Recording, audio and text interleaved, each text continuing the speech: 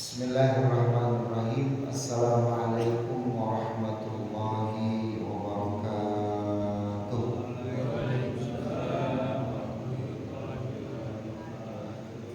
Alhamdulillah. Alhamdulillahilladzi khalaqal mauta wal hayata liyabluwakum ayyukum ahsanu amala wa huwal azizul ghafur. Asyhadu an la ilaha illallah al-malikul haqqul mubin wa asyhadu anna Muhammadar Rasulullah shadiqul wa'dil amin. Allahumma shalli wa sallim ala hadin nabiyil karim sayyidina wa habibina wa syafi'ina wa maulana Muhammadin al-fatih lima ughliqa wal khatim lima sabaqa nasrul haqqi bil haqqi wal hadi ila siratikal mustaqim wa ala alihi haqqa qadrihi wa miqdaril azim bi rahmatika ya arhamar rahimin walhamdulillahi rabbil alamin. Rabbi shrah li sadri wa yassir li amri wa hlul 'uqdatam min lisani yafqahu qawli. Qalu subhanaka la ilma lana illa ma 'allamtana innaka antal alimul hakim. La haula wa la quwwata illa billahil aliyyil azim. Rabbi zidni ilman nafi'an warzuqni fahman nabiyyin wa hifdzal mursalin walhamdulillahi rabbil alamin. Hadratul mukarramin yang sama-sama Allah muliakan, jamaah salat subuh Masjid Al-Madani yang Allah muliakan, Bapak Ibu, mudah-mudahan pada pagi hari ini dalam keadaan sehat walafiat. Mari kita awali dengan rasa syukur kita kepada Allah Subhanahu wa taala jalla jalaluhu wa ta'azumati, karena pagi hari ini kita diberi kesempatan untuk sholat subuh berjamaah. Ini adalah merupakan nikmat besar yang Allah berikan kepada kita. Allahumma barik li ummati fi bukuriha, yang tidak pernah lupa dengan doa Rasulullah, ya Allah berkahilah semua umatku pada setiap pagi. Dan orang yang mendapatkan keberkahan pagi itu dengan orang yang bangun pada pagi hari ini. Dan doa ini adalah doa mustajab untuk umat Nabi Muhammad. Kalau orang yang didoakan Nabi Muhammad berkah, maka hidupnya akan mudah dalam setiap hari itu. Bisa jadi orang itu cukup secara hartanya, tetapi nggak berkah. Ada aja cobaannya, entah kesehatannya, entah keluarga dan apapun itu. Tapi insya Allah mudah-mudahan kita semua yang hadir saat ini, kalau kita berkah maka mudah bahagia selamat hidup dunia kita. Amin ya Allah ya Rabbal alamin. Yang kedua, salawat serta salam disampaikan kepada Nabi kita Nabi Muhammad sallallahu alaihi wasallam. Semoga kecintaan kita, kerinduan kita kepada Nabi Muhammad dihantarkan kita bisa ibadah di tanah suci, bisa ziarah ke makam Rasulullah sallallahu alaihi wasallam di Masjid Nabawi Madinah Al-Munawwarah, insyaallah. Ibu bapak yang Allah muliakan, pagi hari ini materinya tidak terlalu khusus. Mau ayahnya justru kita akan banyak sharing potret, karena kata Sayyidina Umar bin Khattab radhiyallahu anhu, hasib anfusakum qabla an tuhasabu. Suruh motret, melihat,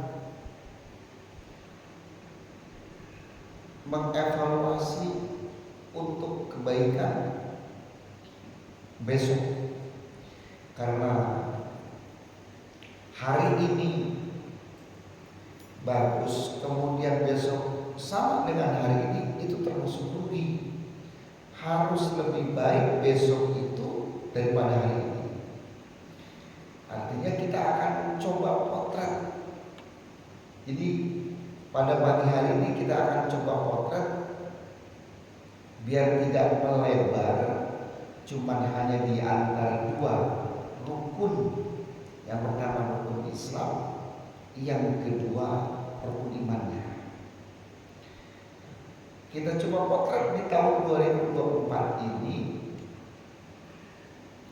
Bagaimana cara potretnya? Kalau di rukun Islam itu ada syahadah.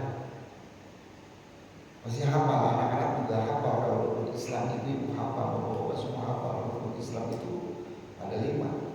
Hafal, tapi kita akan coba buka, kita potret sebatas jauh mana potretan kita di 2024 ini untuk perbaikan di 2025. Kalau hitungan hari berarti tinggal setengahnya lagi. Nggak sampai setengah, kita akan memasuki 2025.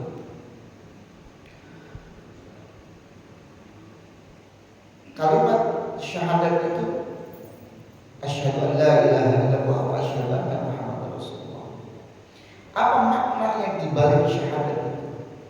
Dibalik syahadat itu adalah persaksian kepada Allah Subhanahu wa taala, kemudian kepada Nabi Muhammad sallallahu alaihi wasallam. Ternyata ini adalah PR besar. PR besar Rasulullah dakwahnya di Mekah 13 tahun untuk mengupas tuntas tentang tauhidnya manusia kepada Allah Subhanahu wa taala. Nabi Adam sampai Nabi Muhammad tugasnya sama, ibu bapak. Apa tugasnya?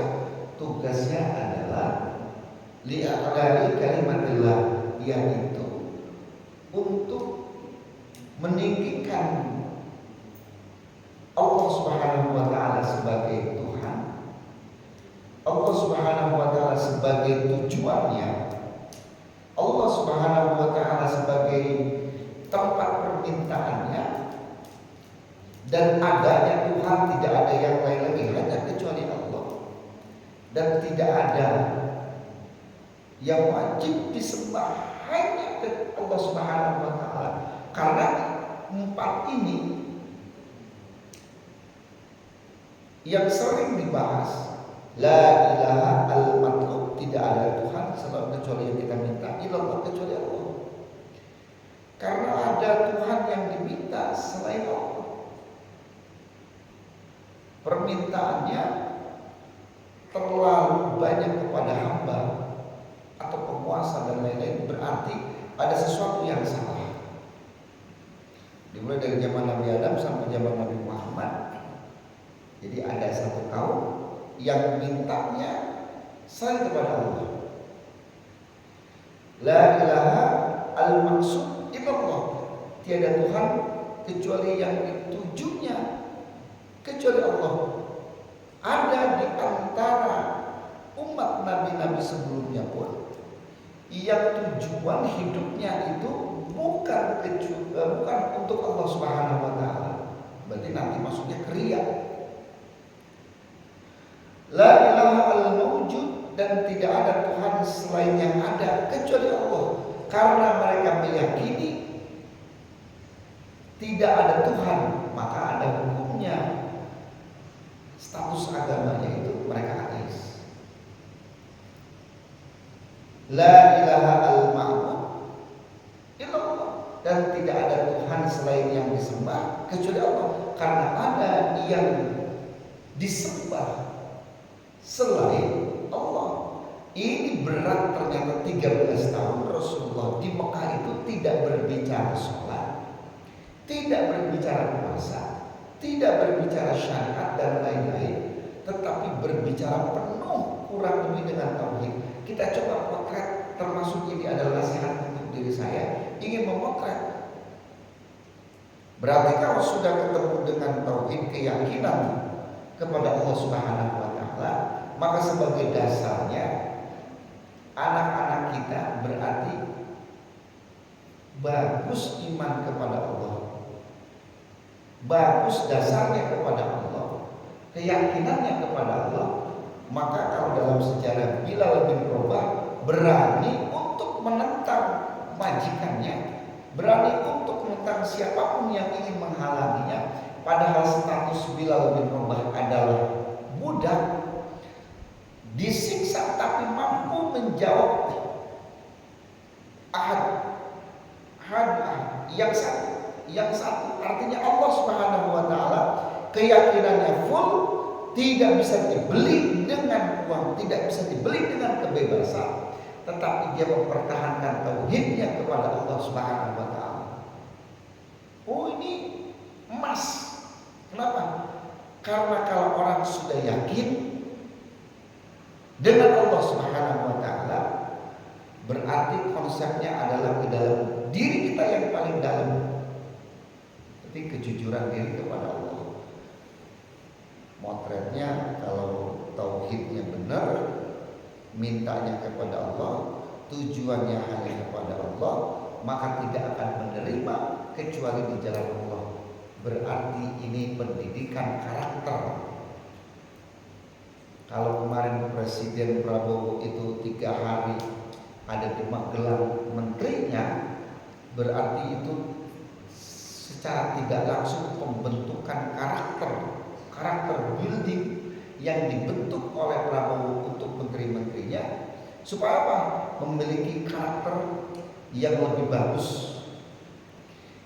Kalau ditanamkan dengan agama atau tauhidnya yang bagus,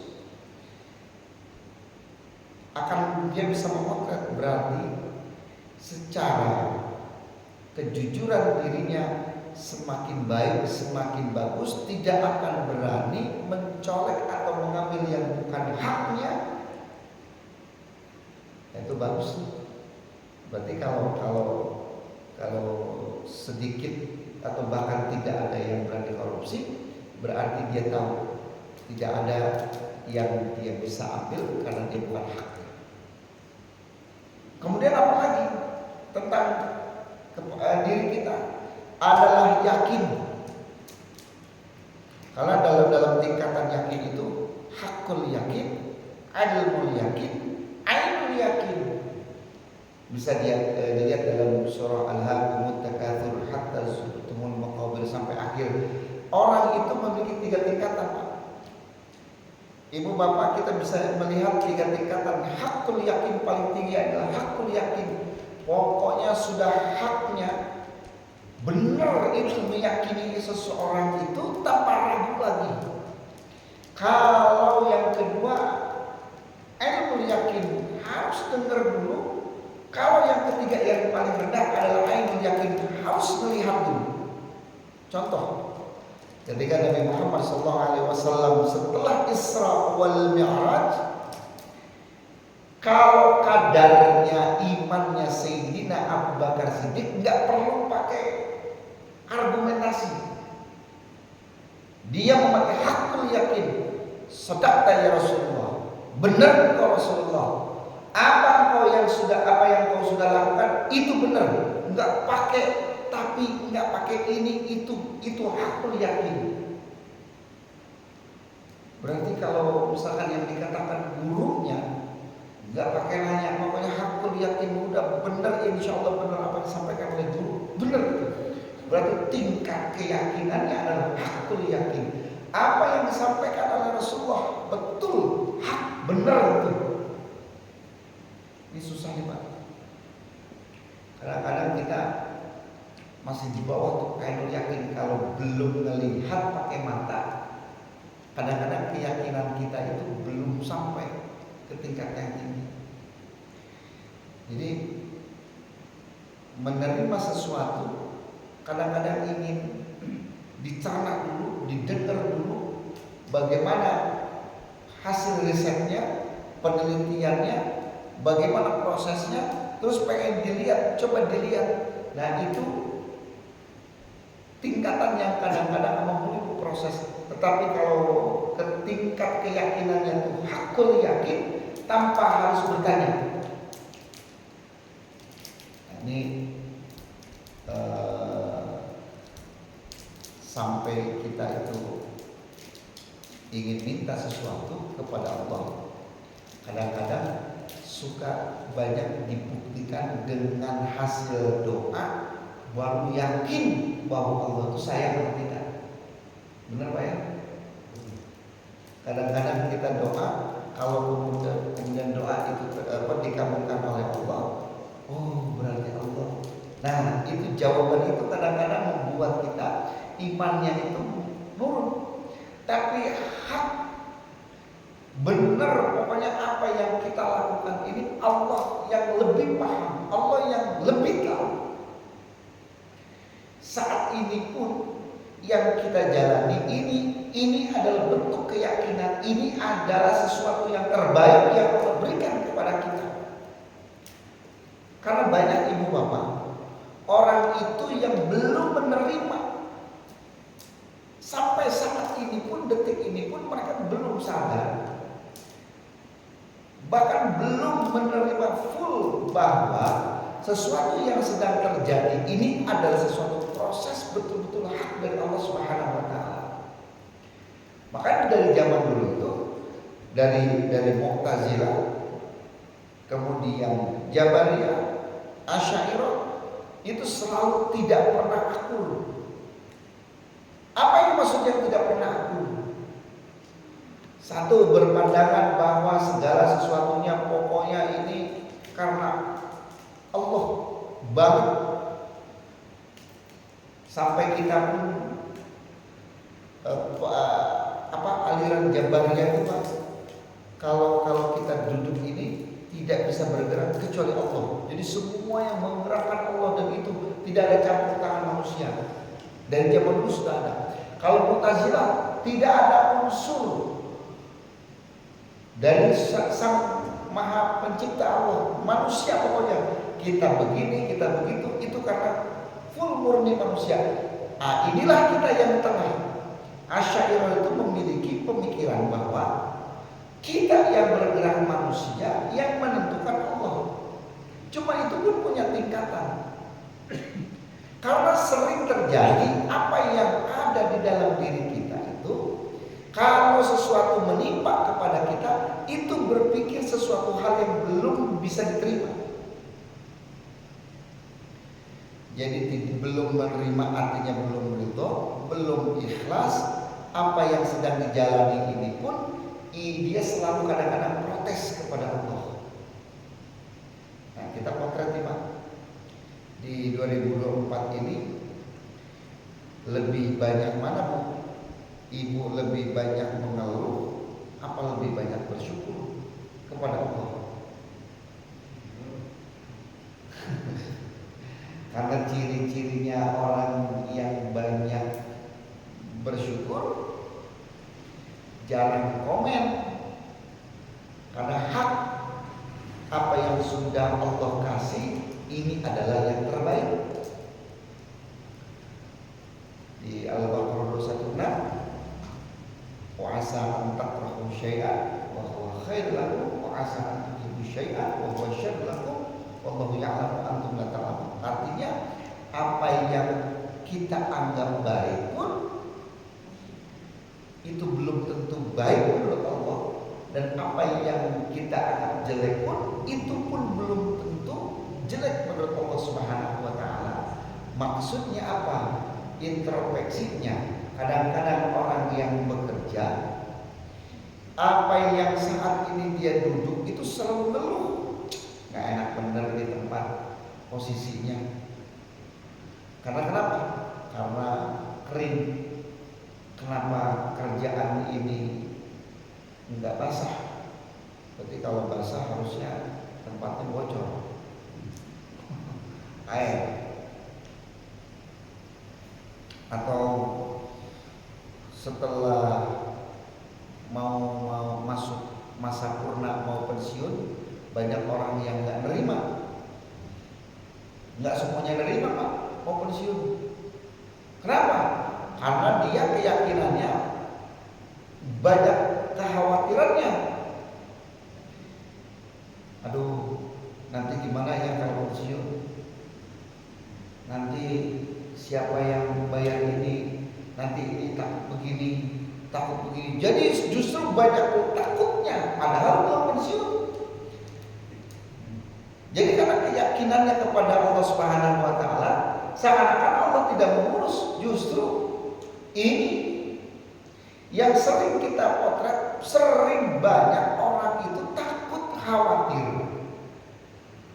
Bahkan para ulama mengatakan rendah kita itu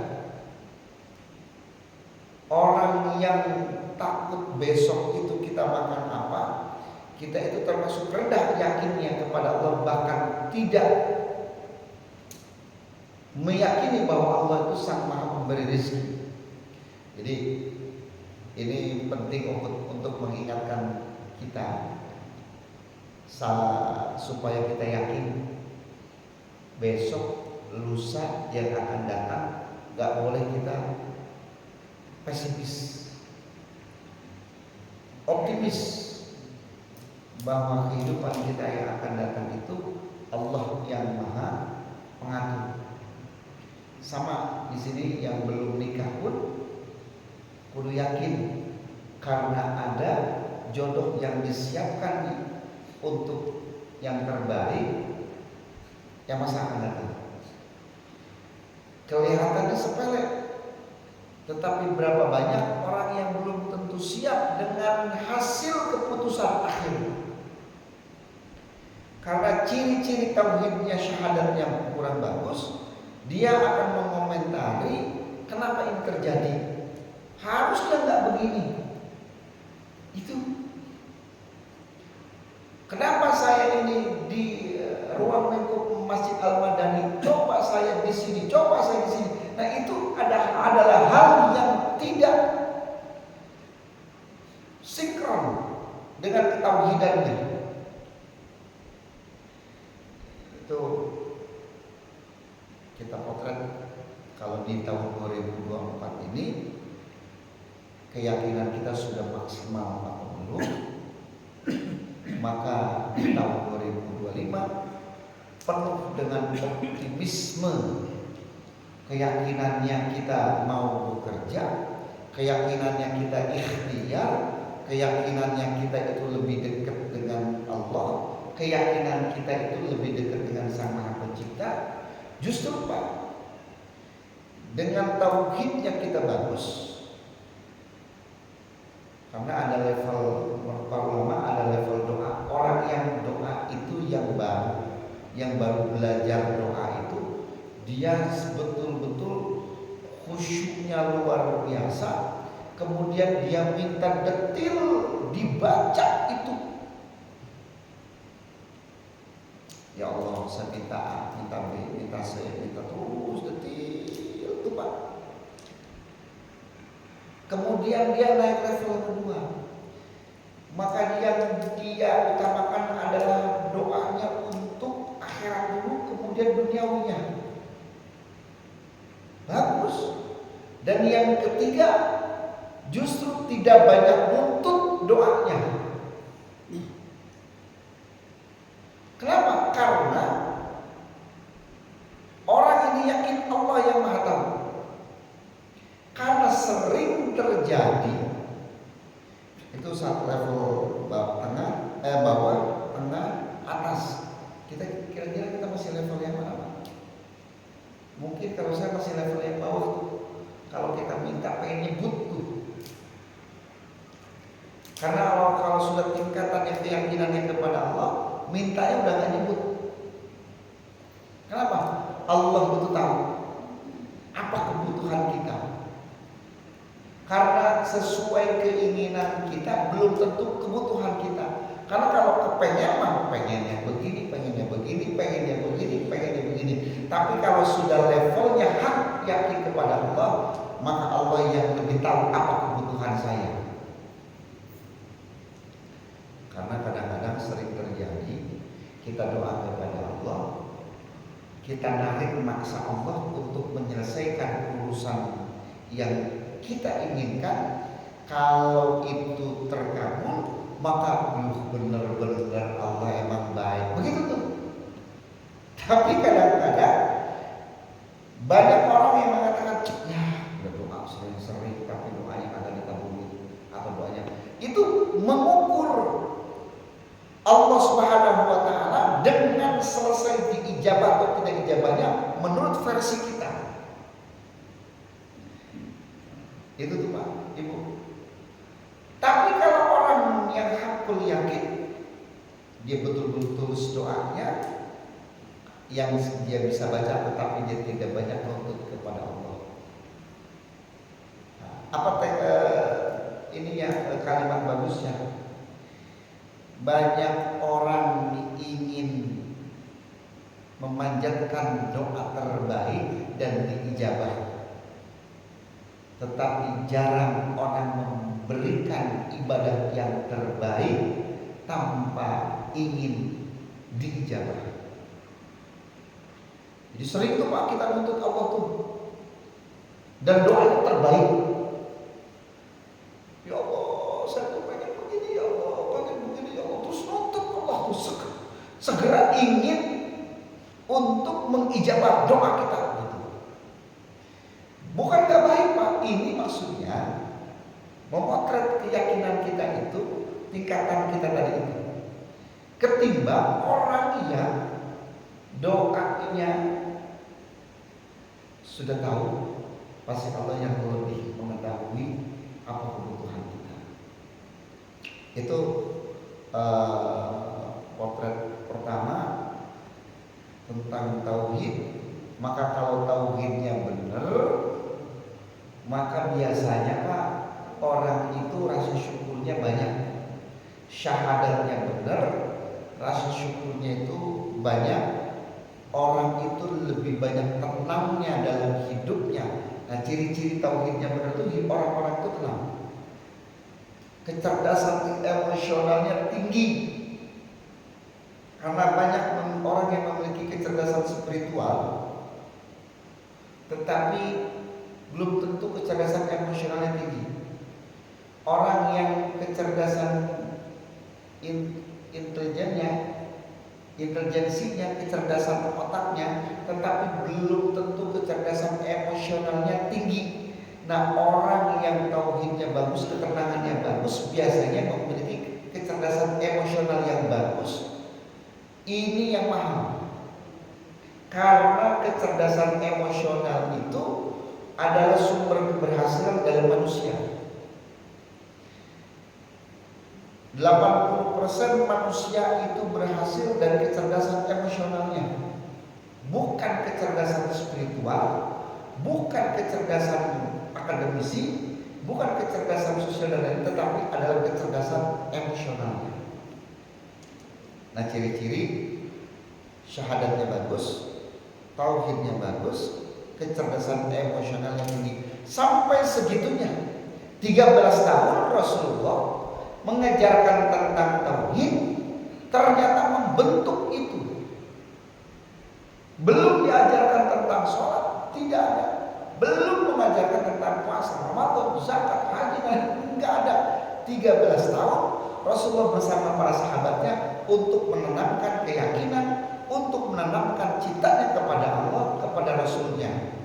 Sampai sedemikian rupa. Berarti harusnya kita kajian yang paling banyak adalah tentang tauhid. Itu untuk dua kalimat syahadat. Yang kedua, kita coba memotret sholat. Ini sholat yang kita lakukan ini, kita coba potret di 2024 ini. Ini kan sharing kita nih. Kita cuma hanya muhasabah.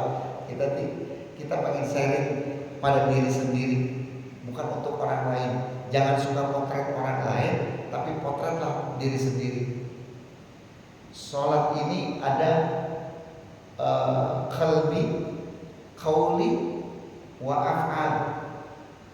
Jadi qalbiyah, kemudian qauliyah, af'aliyah. Jadi ada rukun dalam sholat itu, hati, qalbiyah, kemudian qauliyah, perkataan, af'aliyah adalah gerakan. Di dalam sholat ada yang namanya rukun tumakninah, khusyuk. Berarti kita potret sholat kita, berapa persen 0 sampai 100 Pak khusyuk sholat kita. Dimulai dari awal Allahu Akbar, ketika imam bilang takbir gitu, kita mulai itu start. Di mana startnya? Startnya di qalbiyah. Qalbiyah itu di mana? Di niat, dalam hati. Sholli fardhu subhi, terus itu di hati itu qalbiyah, sambil diucapkan sambil hati, kemudian gerak tangan kita itu. Itu usul fikihnya. Tapi maksudnya sholatnya berapa persen sebagai ukurannya kita sholat. Ini kalau perempuan ukurannya mah, kalau dandan dengan sholat sunnah itu lebih khusyuk mana, Bu? Kalau saya bantu jawab, lebih khusyuk dandan. Kalau di sini ada yang suka mancing, ada suka mancing nggak? Kira-kira Pak, lebih khusyukan mancing atau ketimbang sholat sunnah Pak? Mancing itu sampai betul-betul detil yang dilihat apa? Apa yang naik? Bukan yang itu kukumul ya. Kukumulnya itu dilihat sampai betul-betul dilihat sampai tek terus langsung angkat.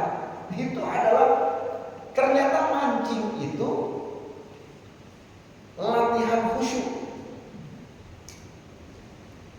Karena belum tentu ketika kita sholat pandangan kita itu seperti orang yang mancing terhadap kukumul.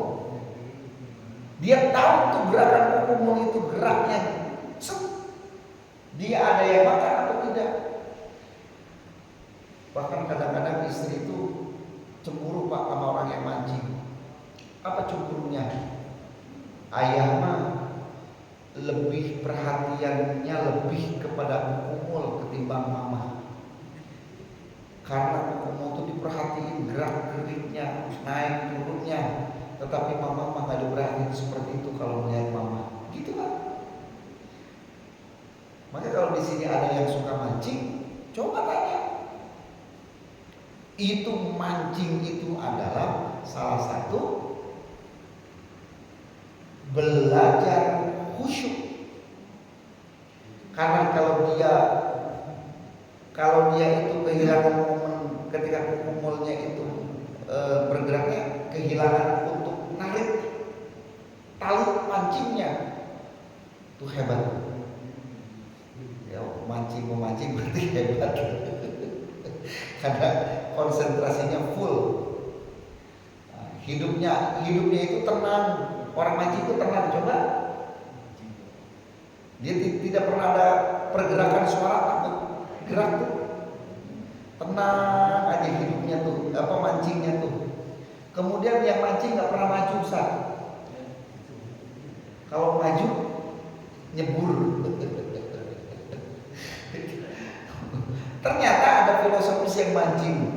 Saya cuma ngambil pelajar hikmahnya aja, bukan berarti saya suruh Bapak mancing. Tetapi ada orang yang khusyuk dalam pekerjaan ketika sholat. Sholat mah susah khusyuknya, tapi orang mancing mah khusyuknya luar biasa. Begitu belajar mancing dari pemancing. Kemudian di dalam sholat itu kita cek di 2024 ini sholat yang kita lakukan ini apakah sudah full apa belum? Ustaz, alhamdulillah saya kemarin sudah 3 waktu, yang belum bolong 2. Berarti tahun 2025 naikin jadi 4. Ustaz, alhamdulillah tahun ini sudah 4, naikin 2025 5. Karena nggak mudah Pak sholat itu Pak. Bener kalau saya depan bapak mah gampang. Bener depan ibu mah kalau cerita begini sholat gampang. 3 rakaat bagi orang yang di luar itu susahnya luar biasa. 3 waktu, bukan 3 rakaat, 3 waktu bagi orang di luar itu susahnya luar biasa. Kita mah alhamdulillah. Bagi orang luar 4 waktu susah Pak. Jadi kalau orang yang sudah mengerjakan 5 waktu luar biasa. Karena di luar itu saya melihat tidak ada beban, mereka itu nggak sholat itu biasa aja gitu. Ketika maghrib sholat cuek aja gitu, saya sholat dulu sampai isya, nggak ada tuh beban, dia nyari musola, nyari apa, cuek aja tuh Pak. Makanya kalau kajian motret begini harusnya memang kebanyakan apa? Harusnya kebanyak orang. Kenapa? Kita potret tuh berapa banyak sholat kita sudah. Alhamdulillah Ustaz. Nah naik lagi levelnya. Alhamdulillah saya sudah 5 Ustaz. Pertanyaannya, di 5 itu sudah tepat waktu apa belum? Oh tepat waktu Ustaz. Bagaimana ukur tepat waktu? Tepat waktu itu masuk sholat sampai akhir sholat itu tepat waktu.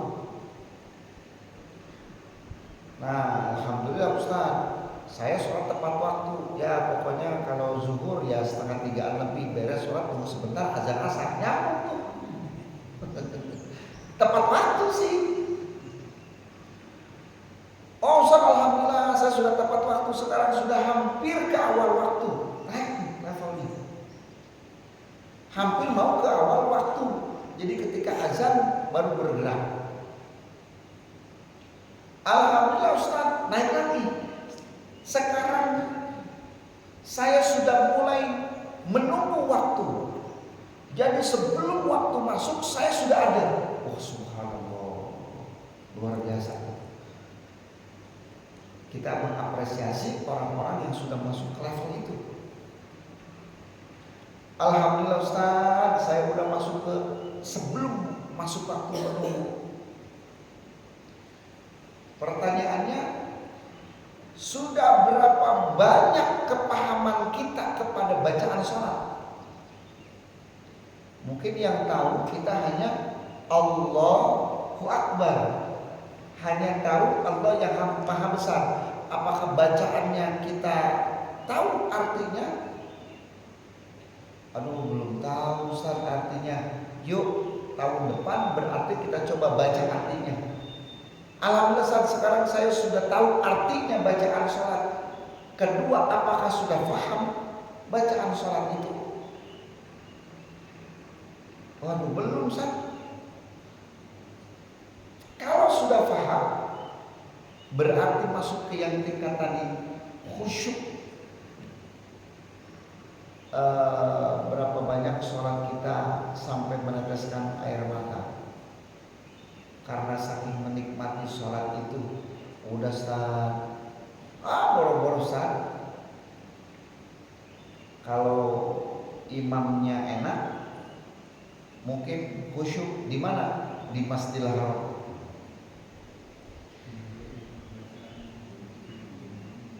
Sholat kita itu bisa jadi bagusnya itu karena ada jamaah atau orang yang melihat kita. Tapi kalau dibanding sholat sendiri, kayak roman-romannya beda. Bener apa salah Pak? Ini mas saya nih, sholat sendiri lebih cepat ketimbang sholat berjamaah. Ini mas saya Pak Haji. Berarti saya harus potret. Saya harus potret, mungkin harus perbaiki di tahun 2025. Sholat saya harus lebih tumakninah ketimbang kalau jamaah. Kalau sholat sendiri mah kayaknya sama juga ya. Allahu Akbar, Allahu Akbar, Allahu Akbar, Allahu Akbar. Cepat kayaknya ketimbang sholat kita berjamaah.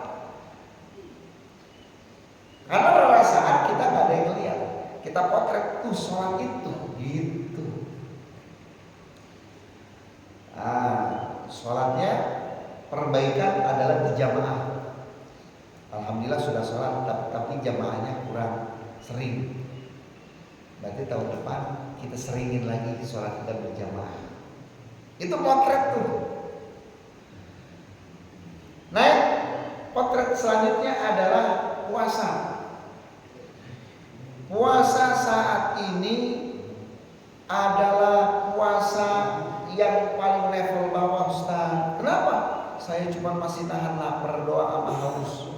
Ngomel mah tetep aja, bulan Ramadan, ngomel mah tetep baik, ngomel mah. Ngomongin orang tetep aja ngomongin orang. Puasa mah puasa, tapi masih tetep aja masih dengerin informasi-informasi yang gak bener, gosip seneng aja. Puasa mah puasa, tapi masih tetap seneng apa yang kita lihat. Puasa mah puasa, tetap cuman hanya menahan lapar dan haus. Dan ini pun gak mudah kalau kembali ke tauhid.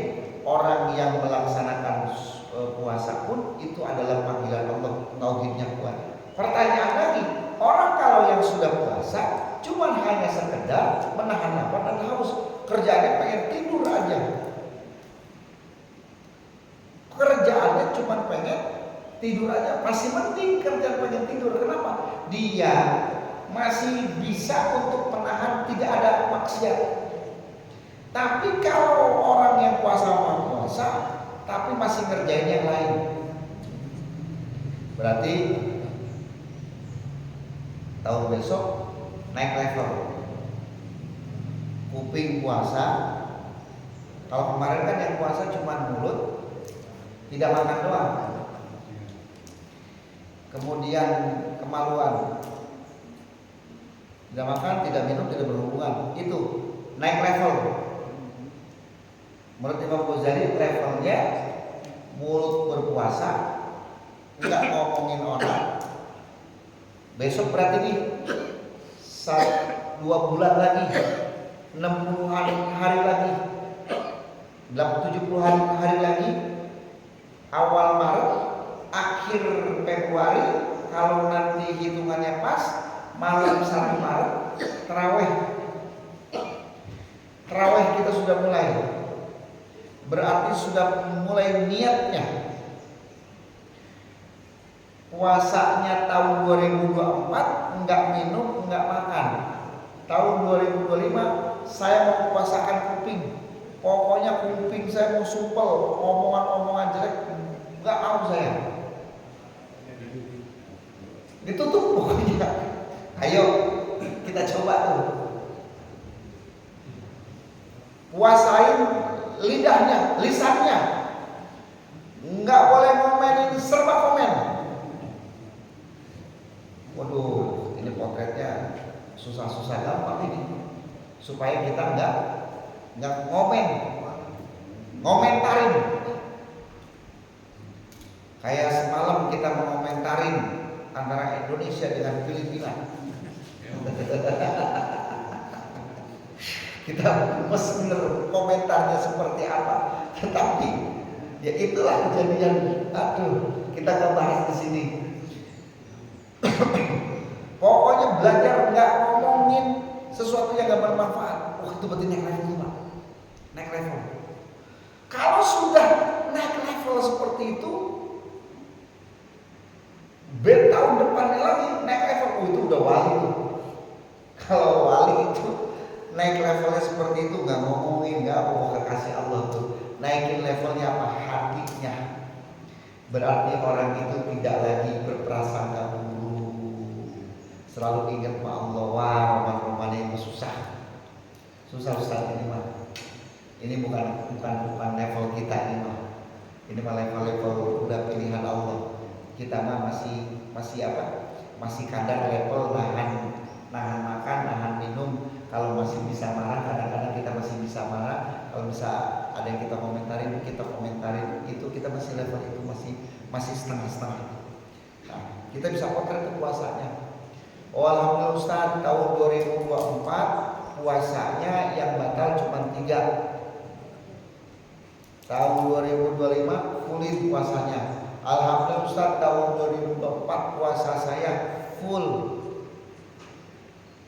Baik puasanya full, Ramadannya. Apakah tahun 2024 ini ada sentuhan puasa Senin Kamisnya? Alhamdulillah Ustaz, saya cuma puasa Kamis doang, Senin enggak. Tahun 2025 tambahin Senin sama Kamis. Alhamdulillah Ustaz, saya sudah puasa Senin Kamis, subhanallah. Apakah puasa ayyamul bidnya puasa 13, 14, 15 sunnah Rasulullah ayyamul bidnya? Alhamdulillah Ustaz, saya sudah belajar tanggal 13-nya. Oh, alhamdulillah Ustaz, saya sudah 13, 14. Alhamdulillah Ustaz, sudah 13, 14, 15. Jadi kalau ingin motret seperti itu tuh. Kalau motret kuantitas dengan kualitas berbeda memang. Ada potret kuantitas, ada potret kualitas. Alhamdulillah Ustaz, tahun ini saya sudah mulai belajar puasa Daud. Sehari puasa, sehari enggak, sehari puasa, sehari enggak. Itu adalah sebuah dari potret. Ya, Al-Madani, puasa Daud, subhanallah. Potret itu. Nah, kalau sudah puasanya bagus, itu tadi. Apakah sesuai dengan konsep puasanya? Karena puasa itu memiliki konsep yang namanya imsak. Apa tuh imsak? Nahan. Nahan itu adanya di kecerdasan emosional. Balik lagi ke tauhid. Orang yang bisa imsak itu puasa. Kita nahan air halal, tahan siang sampai maghrib, ini gak halal. Lontong halal, semua halal, tapi imsak nahan. Berarti orang yang pintar nahan puasanya berhasil. Apa kata Kiai Zainud MZ? Intinya dalam puasa atau sahur itu adalah pengendalian diri, tahan. Jadi setelah puasa harusnya orang itu lebih kalem, lebih smooth. Dalam arti smooth itu lebih lembut, lebih kalem, lebih bijak, ngomongnya tidak nyakitin orang, ngomongnya nenangin orang, tidak emosian, langkahnya pasti. Kenapa? Karena dia tahu dia lapar, tetapi Allah yang menjaga dari pagi sampai maghrib. Dia tidak makan, dia yakin kepada Allah. Itu baru kualitasnya. Waduh, belum sampai ke situ Ustaz kualitasnya. Makanya inilah kita lagi ngobrol potret, lagi ngomongin, selalu bilang potret, suruh kita melihat motok diri kita. Ini mah saya sedang motok diri sendiri, bukan motok orang lain. Saya sedang memotok diri sendiri, apa kekurangan saya, supaya saya bisa memperbaiki sedikit demi sedikit. Untuk sempurna nggak mungkin. Untuk sempurna nggak mungkin. Di bulan puasa bacaan Qur'annya belum bagus, berarti tahun depan bacaannya sudah naik dari level Iqra ke juz amma. Alhamdulillah Ustaz, saya mah sudah masuk juz amma nih. Berarti tahun depan sudah Al-Qur'an. Alhamdulillah Ustaz, sudah masuk Al-Qur'an. Tapi tajwidnya belum benar. Berarti tahsinnya, Ustaz ajarin saya ke imam, tahun besok ajarin saya tahsin. Tahun depan duduknya begini, harus ada peningkatan tahsinnya. Ustaz harus belajar tahsinnya. Iya. Berarti tahsin di Masjid Al-Madani ada jam khusus bapak-bapak sebelum buka bersama seperti ini belajar tahsin. Bagus tuh. Berapa lama? Enggak usah lama. Cukup 10-15 menit tetapi continue istiqomah. Jadi dalam Ramadan bisa meningkatkan kualitas bagus bacaannya. Lebih bagus bacaan Al-Qur'annya ketimbang hafalannya banyak. Ya lebih bagus bacaannya bagus, hafalannya bagus. Tahsinnya, Ustaz alhamdulillah saya sudah tahsin, sudah belajar menghafal. Lanjut, apakah paham apa yang dibaca? Belum Ustaz. Apakah Al-Fatihah yang dibaca itu juga tahu artinya? Belum Ustaz. Berarti tahun depan kita coba membaca seumur hidup kita baca Al-Fatihah, tetapi kita tidak pernah tahu apa artinya Al-Fatihah. Alhamdulillahirabbil alamin. Apa sih artinya? Ar-Rahmanir Rahim, Maliki Yaumiddin.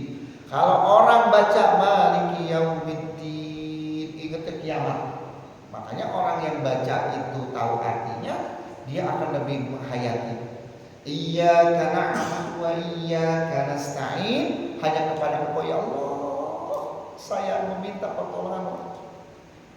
Jadi ibadah dan minta tolong hanya kepada Allah, fokus hanya kepada Allah. Itu tahu tuh artinya. Alhamdulillah Ustaz, tahun ini saya sudah tahu artinya. Berarti kita tinggal paham apa makna filosofi dari bacaan Al-Fatihah. Beres, naik level kemana? Level ke haji dan umroh. Nah ini terakhir dah. Saya nggak bahas tentang, karena kalau rukun iman itu panjang lagi. Haji dan umroh. Yang belum haji dan umroh jangan merasa dirinya nggak mampu. Itu yang memang kurang pas. Benar, wallahi 'alan nasi hajjul baiti man istata'a ilaihi sabila. Benar, Allah itu tidak mewajibkan haji, benar. Tetapi kadang-kadang kita sudah putus asa duluan dalam hati kita. Allah, boro-boro lah haji, makan aja susah. Lah, naik level tuh. Aduh, bisa nggak ya haji? Nah, kalau yang pertama itu benar-benar putus asa tuh. Karena mengukurnya dengan kehidupan paling bawah. Boro-boro lah saya haji lah, makan susah, seketemunya sehari sekali makan juga.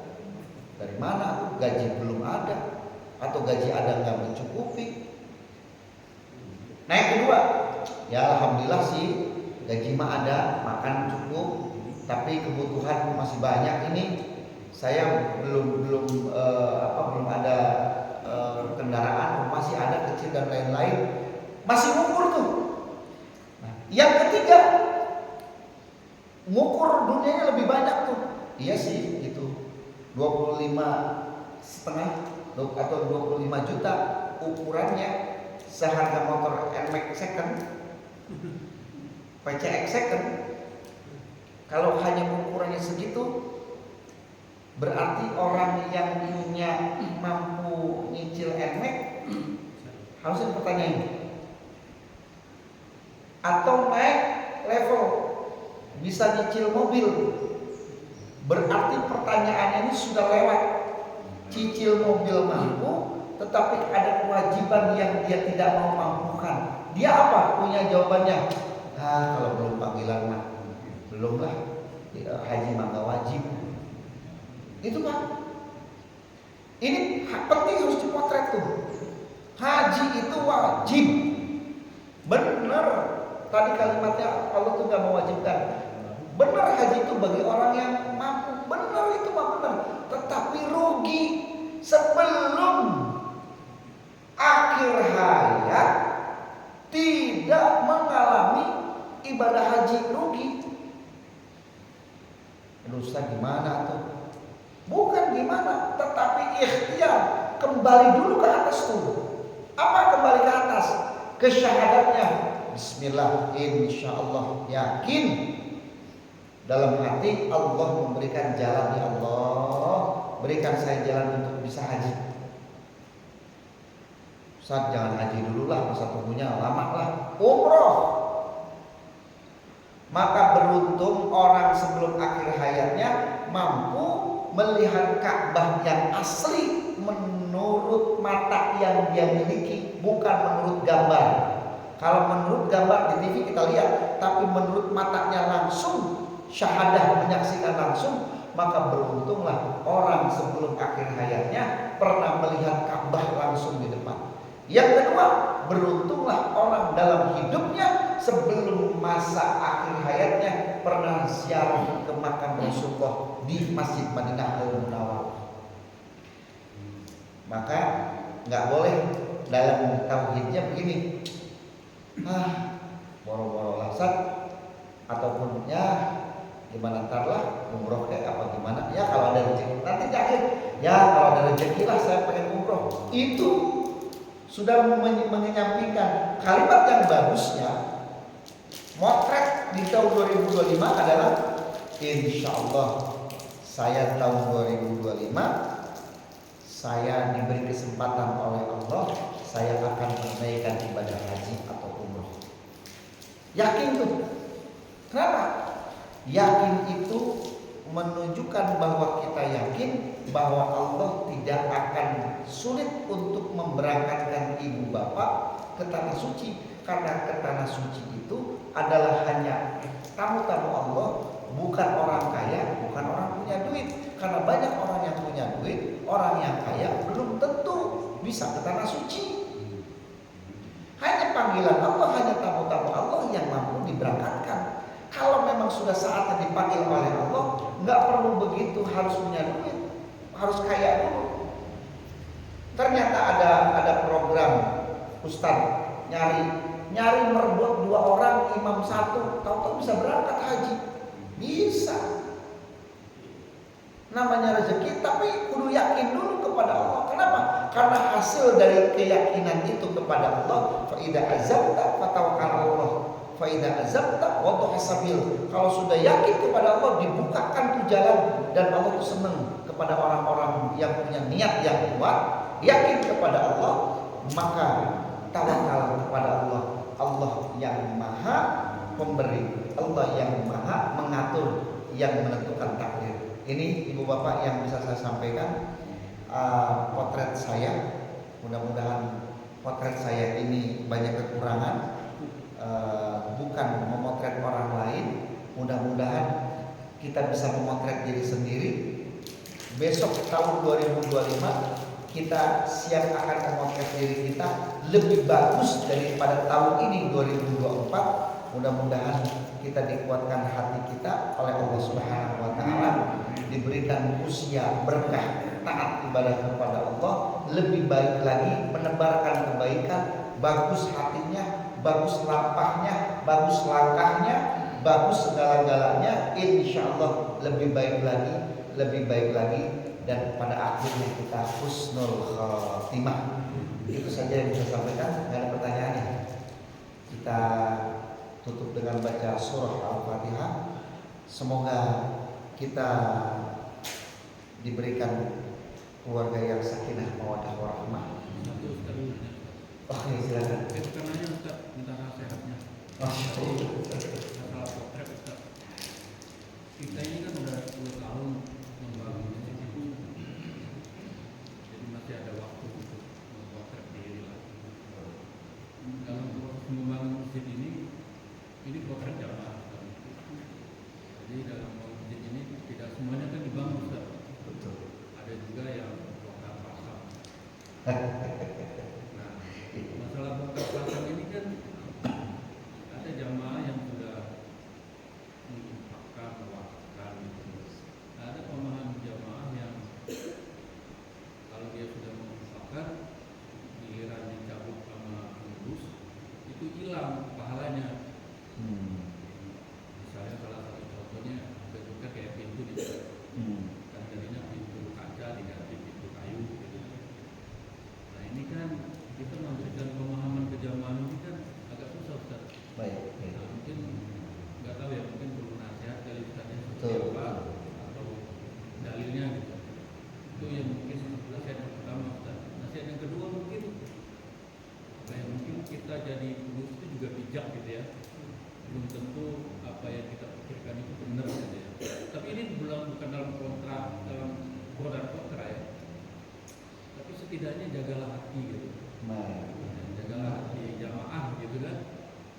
Yang tadinya begini, jadinya begini kan. Jamaahnya menginfakkan kan bagaimanapun kan. Jangan sampai nanti ganti pengurus, ganti pintu gitu Ustaz. Mungkin nasihat dua nasihat itu perlu buat kita sama-sama. Buat potret kita ke depan gitu. Bagaimana supaya kita lebih ikhlas, tidak semata-mata mencari pahala. Tadi level aku yakin itu mencari ridha Allah. Apapun yang sudah kita infakkan itu sudah tinggal bersama Allah. Mau dicabut sama pengurus, mau diganti sama pengurus, masa bodoh lah. Tapi itu kan susah Ustaz. Betul. Yang kedua, Ya. buat pengurus juga harus jagalah. Ya kan? Kita tahu lah inti lebih soleh lah ya. Inti lebih sering masjid, ya kan? Inti lebih bagus bacaannya, ya kan? Jamaah apalah artinya kan? Tapi bagaimana untuk didengar lah, ya kan? Jadi saling mengintervensi diri. Baik. Inilah potret ayat Al-Ustaz. Terima kasih Ustaz buat jamaah Ustaz. Baik. Ini Ustaz. Terima kasih.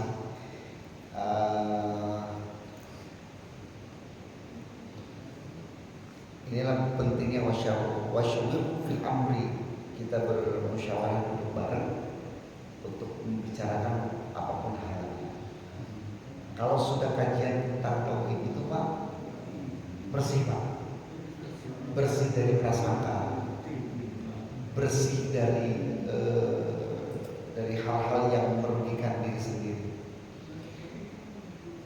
Masjid Nabawi itu dulu itu tidak ada marmer. Masjid Nabawi itu dari pelepah-pelepah, dari tiang-tiang yang bukan permanen. Sekarang lebih bagus lagi Masjid Nabawi. Kemudian Masjidil Haram, banyak donatur-donatur yang memberikan. Dulu ada sohon itu untuk tawaf, dibongkar lagi, diperbaiki lagi. Banyak rumah-rumah yang ada atau bangunan yang dihancurkan, dirapiin lagi, diperbaiki lagi. Pertanyaannya, apakah hilang pahalanya? Jawabannya tidak.